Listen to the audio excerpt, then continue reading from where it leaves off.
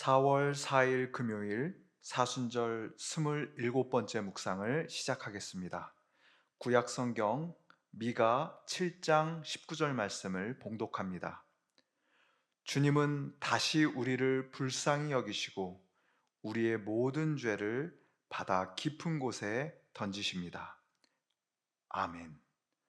신약성경 요한 1서 1장 9절 말씀을 봉독합니다. 우리가 우리의 죄를 자백하면 하나님은 신실하시고 의로우심으로 우리의 죄를 용서하시고 우리가 범한 모든 불의에서 깨끗게 하십니다. 아멘. 오늘 우리가 묵상할 한 글자는 의입니다. 옳을 의 혹은 바를 의입니다. 국어사전에 의자를 찾아보면 사람으로서 지키고 행해야 할 바른 도리라고 나와 있지요. 성경에서 의는 하나님이 인간에게 원하시는 삶의 핵심입니다. 특히 예언자 전통에서는 공의와 정의라는 두 개념을 강조하고 있습니다. 이것은 하나님이 세상을 다스리시기 위해 앉으신 보좌의 두 기초입니다.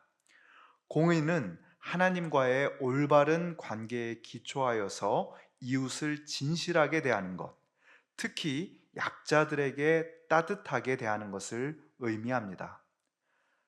정의는 하나님의 법도의 근거에서 이루어지는 올바른 사회 질서를 가리킵니다. 이것은 특히 재판과 관계됩니다. 돈이나 권력에 좌우되지 않고 올바른 판단을 내리는 것을 의미하지요. 저는 성경이 말하는 의의 궁극적 토대가 하나님과의 올바른 관계라는 사실에 주목합니다. 살아계신 하나님과 바른 관계를 맺고 있을 때 나와 함께 살아가고 있는 이웃에게도 의로운 사람이 될 수 있습니다. 하나님과의 관계가 멀어지고 끊어지면 이웃과의 관계에도 반드시 문제가 생깁니다. 이웃을 나의 만족을 위한 도구로 이용하게 됩니다. 무책임한 정치와 불공정한 재판이 한 사회를 절망적인 상태로 몰아넣습니다. 오늘의 신약 말씀은 이런 우리의 절망적인 상황에서 벗어날 수 있는 길을 보여줍니다. 우리가 우리의 죄를 자백하면 하나님은 신실하시고 의로우심으로 우리의 죄를 용서하시고 우리가 범한 모든 불의에서 깨끗게 하십니다. 아멘. 우리가 죄 가운데 있다는 사실을 깨닫고 하나님께 돌아가는 것이죠. 이것을 회개라고 부릅니다. 하나님을 향한 돌아섬이지요. 그런데 자칫하면 우리의 회개, 우리의 죄의 고백이 제일 중요한 것처럼 오해할 수 있습니다. 그러나 가장 중요한 것은 우리의 회개보다 앞서서 우리를 애타게 기다리시는 하나님의 신실하심과 의로우심입니다. 정말 중요한 것은 내가 심판이 두려워 회개하는 것이 아니라 나와 멀어진 관계를 회복하시기 위해 끝까지 우리를 기다리시는 하나님을 제대로 바라보는 것입니다. 종교개혁자 마틴 루터는 자신이 하나님의 의라는 말을 어떻게 오해했는지를 돌아보며 이렇게 썼습니다. 나는 하나님의 의라는 말을 몹시도 싫어했다. 그것은 죄인을 벌하시는 하나님은 의로우시다라는 의미였기 때문이다. 그러던 루터가 마침내 하나님의 의라는 말의 참뜻을 깨닫고 이렇게 씁니다. 하나님의 의는 믿는 우리를 의롭게 하시는 의였다. 그 순간 나는 거의 새로 태어난 듯 했다. 그리고 활짝 열린 문을 통과하여 천국에 들어가는 것 같았다. 죄는 우리를 하나님과 이웃과 갈라놓습니다. 그런데 하나님은 그런 우리가 의로워지기를 원하시는 분이십니다. 그 의는 하나님과 살아있는 관계를 맺는 것에서 출발합니다. 그래야 이웃과도 올바른 관계를 맺을 수 있습니다. 이 모든 것의 바탕에는 하나님의 하나님의 의로우심이 있습니다. 그 의로우심을 바라볼 때 우리는 지금의 문제를 절실히 깨닫고 그분을 향해 걸어갈 수 있는 것입니다. 그럴 때 하나님의 의는 우리의 불의를 없애주십니다.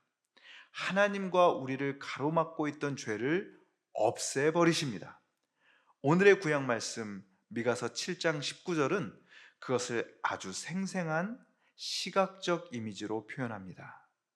주님은 다시 우리를 불쌍히 여기시고 우리의 모든 죄를 바다 깊은 곳에 던지십니다.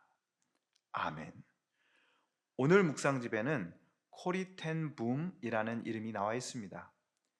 1892년 네덜란드에서 태어난 코리 텐 붐 여사의 가족은 2차 세계대전의 소용돌이 속에서 유대인들을 숨겨주는 일을 하다가 가족 전체가 체포되고 죽음의 수용소에서 죽어갑니다. 유일하게 살아남은 코리 텐 붐 여사는 전 세계를 다니며 감동적인 간증과 강연으로 하나님의 사랑을 전하지요. 그가 이렇게 말합니다. 우리가 우리 허물과 죄를 하나님께 가져오면 하나님은 그것들을 받으시고 바닷속 가장 깊은 곳에 가라앉히십니다. 그리고 해안가에 안내 표지를 세우십니다. 거기에는 다음과 같은 글귀가 있습니다. 낚시 금지. 아무도 다시 그 죄를, 그 불의를 끌어올릴 수 없도록 하시는 하나님의 신실하심, 하나님의 의로우심을 느끼게 해주는 유머러스한, 그러면서도 감동적인 글입니다. 우리는 그 의로우심, 하나님의 의에 기대어 살아갑니다. 그 의로우심이 우리의 불의를 지워주십니다. 그 의로우심이 우리의 희망입니다. 그 의로우심에 기대어 오늘 우리가 살아가는 세상에서 공의와 정의의 새로운 물줄기를 만들어 갑니다. 기도하시겠습니다. 의로우신 하나님, 하나님과 올바른 관계가 깨지고 이웃과의 관계도 온통 왜곡되어 있는 우리를 불쌍히 여기시고 회복을 위해 온 마음으로 기다리시는 주님의 신실하심, 주님의 의로우심에 기대어 우리의 삶을 새롭게 만들어가기를 원합니다. 우리의 죄가 크지만 주님의 의로우심을 우러러보면서 죄의 어둠에서 벗어나는 우리가 되게 하여 주십시오.